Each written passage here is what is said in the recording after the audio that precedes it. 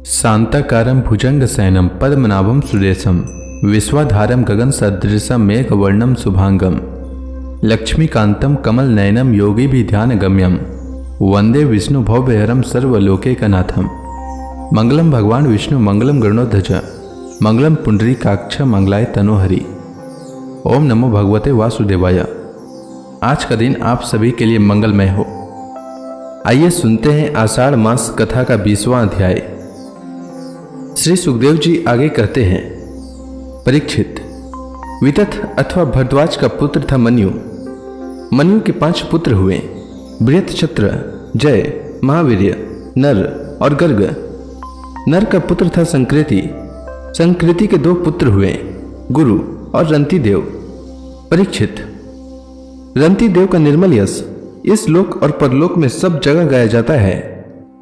रंतिदेव आकाश के समान बिना उद्योग के ही देववश प्राप्त वस्तु का उपभोग करते और दिनों दिन उनकी पूंजी घटती जाती।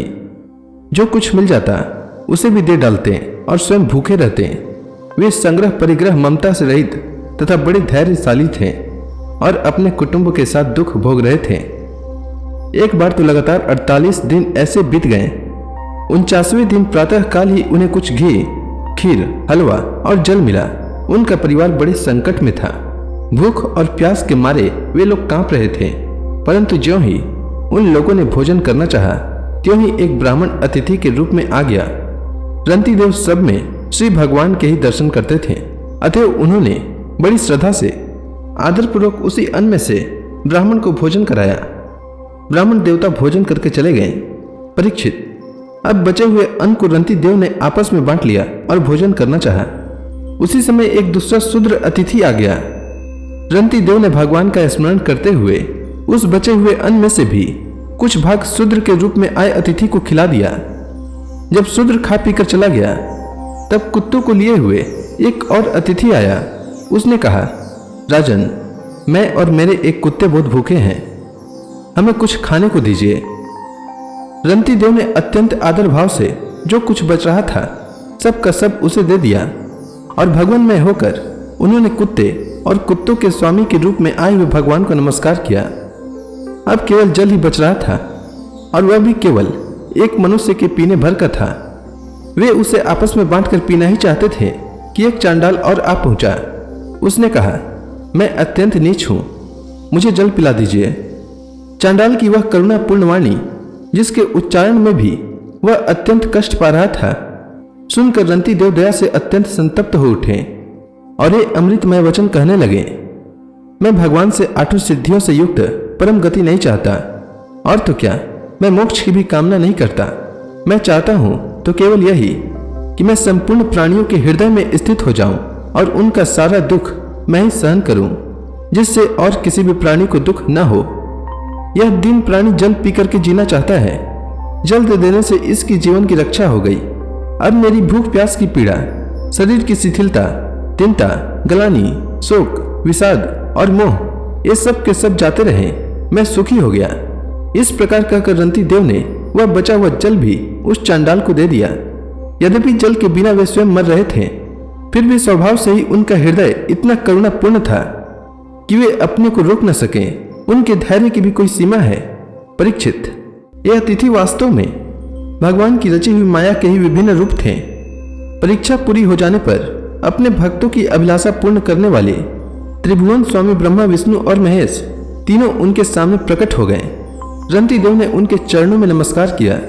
उन्हें कुछ लेना तो था नहीं। भगवान की कृपा से वे आसक्ति और स्प्रिया से भी रहित हो गए तथा परम प्रेम में भक्ति भाव से अपने मन को भगवान वासुदेव में तन्मय कर दिया। कुछ भी मांगा नहीं। परीक्षित, उन्हें भगवान के सिवा और किसी भी वस्तु की इच्छा तो थी नहीं। उन्होंने अपने मन को पूर्ण रूप से भगवान में लगा दिया। इसीलिए त्रिगुणमय माया जागने पर स्वप्न दृश्य के समान नष्ट हो गई। रंतिदेव के अनुयायी भी उनके संग के प्रभाव से योगी हो गए और सब भगवान के ही आश्रित परम भक्त बन गए। मन्यु पुत्र गर्ग से शनि और शनि से गार्ग्य का जन्म हुआ। यद्यपि गार्ग्य क्षत्रिय थे, फिर भी उससे ब्राह्मण वंश चला। महावीर्य पुत्र था दुरितक्षय। दुरितक्षय के 3 पुत्र हुए, क्षयरुणी, कवि और पुष्करारुणी। ये तीनों ब्राह्मण हो गए। बृहत्क्षत्र का पुत्र हुआ हस्ती। उसने हस्तिनापुर बसाया था। हस्ती के 3 पुत्र थे, अजमेर, द्विमेढ़ और पुरुमेढ़। अजमेर के पुत्रों में प्रियमेध आदि ब्राह्मण हुए। इन्हीं अजमेर के एक पुत्र का नाम था बृहदिषु। बृहदिषु का पुत्र था बृहदधनु।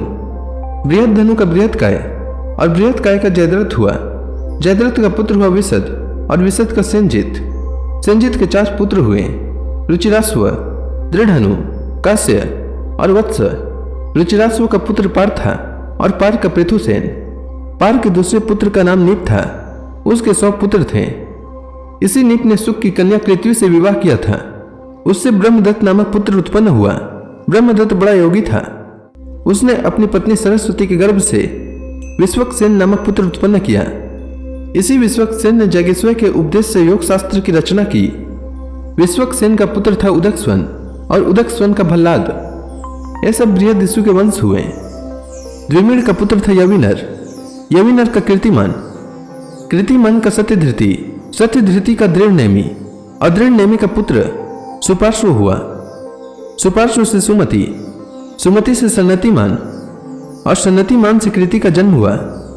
उसने हिरण्यनाभ से योग विद्या प्राप्त की थी और प्राच्य साम नामक ऋचाओं की 6 संहिताएं कही थी।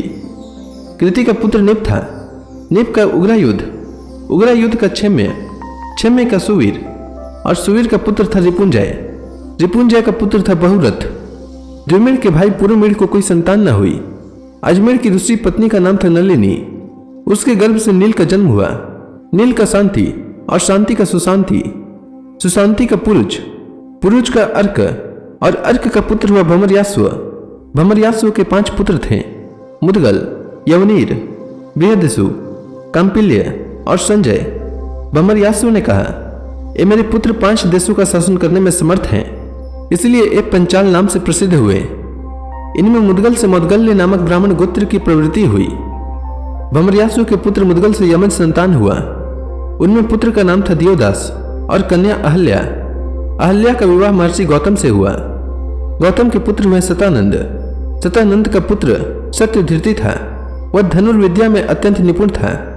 सत्यधृति के पुत्र का नाम था शरद्वान। एक दिन उर्वशी को देखने से शरद्वान का वीर्य मुझ के झाड़ पर गिर पड़ा। उससे एक शुभ लक्षण वाले पुत्र और पुत्री का जन्म हुआ। महाराज शंतनु की उस पर दृष्टि पड़ गई, क्योंकि वे इधर शिकार खेलने के लिए गए हुए थे। उन्होंने दयावश दोनों को उठा लिया। उनमें जो पुत्र था उसका नाम कृपाचार्य हुआ और जो कन्या थी उसका नाम हुआ कृपी। यही कृपी द्रोणाचार्य की पत्नी हुई। तो इसी के साथ श्रीमद् भागवत महापुराण में वर्णित भरत वंश का वर्णन और राजा रंती देव की कथा नामक यह अध्याय समाप्त हुआ। इसके आगे की कथा मैं कल के अध्याय में सुनाऊंगा। तब तक के लिए भगवान हरि का नाम लेते रहें। तो प्रेम से बोलिए भगवान विष्णु की जय, श्री कृष्ण भगवान की जय, समस्त देवी देवताओं की जय।